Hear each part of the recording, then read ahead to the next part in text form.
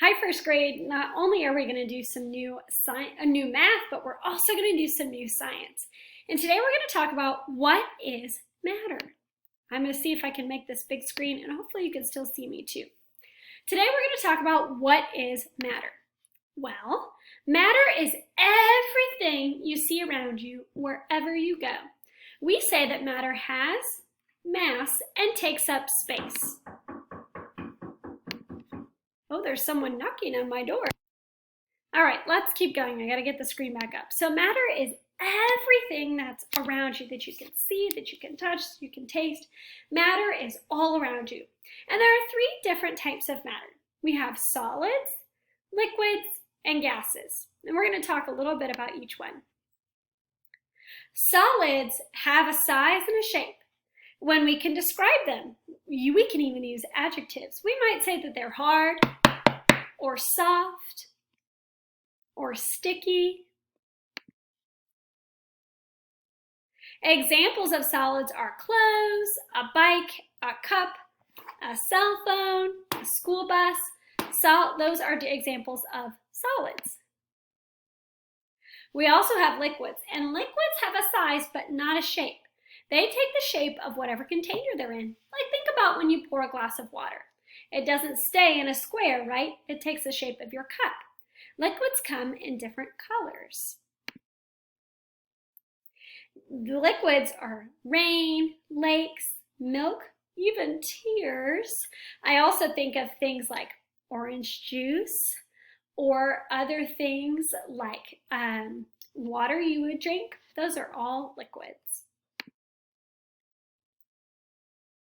Gases are a little bit tricky because most of the time we can't see a gas. Gases don't have a size or a shape. Some gases don't even have a color, but gas has weight. Gases take up all the room around and inside solids and liquids. For example, your room that you're sitting in right now is filled with gas called oxygen, right? That's how we breathe. So the whole room is filled. It's not just in one place like a solid or a liquid. You might have seen some gases, especially in your kitchen. When your mom is boiling some water, maybe you're having mac and cheese for lunch, and she's boiling some water, you can see that steam coming off of that boiling pot, and that's an example of a gas. I'm going to take you on a little tour of my kitchen to show you some solids, liquids, and gases. The air we breathe, the gas from a stove, helium in a balloon, clouds, and steam are all examples of gases. I'm going to take you on a little tour of my kitchen to show you some examples of solids, liquids, and gases. One of the things I want you to do when we're all done is get a piece of paper and write down all the different types of matter you see. Remember, matter is everything around you. So you could write down the flowers on your kitchen table, a fork, you could write down a towel, you could write down your glass of water. All of those are matter. And this is easy because everything around you is matter. It just exists or is there in three different ways. I'm going to take you a little tour of my kitchen to show you three different types of matter. The first type of matter I want to talk about is solids. Remember, a solid we can describe. This is a solid, a bowl. One of the other things I want to show you is my kitchen sink because this is where liquid is. Let's see if you can see that.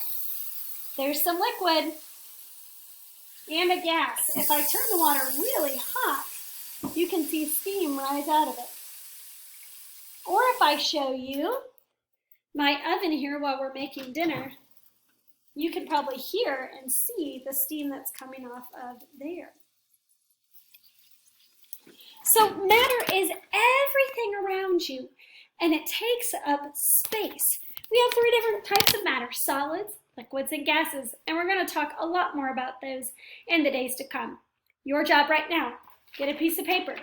Write down all of the matter that you see around you.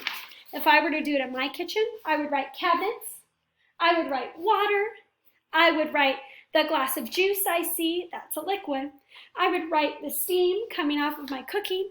I would write a chair or a wall. Those are all matter. Matter is everything around you. So get to writing your list, and I can't wait to see it. Goodbye, first grade.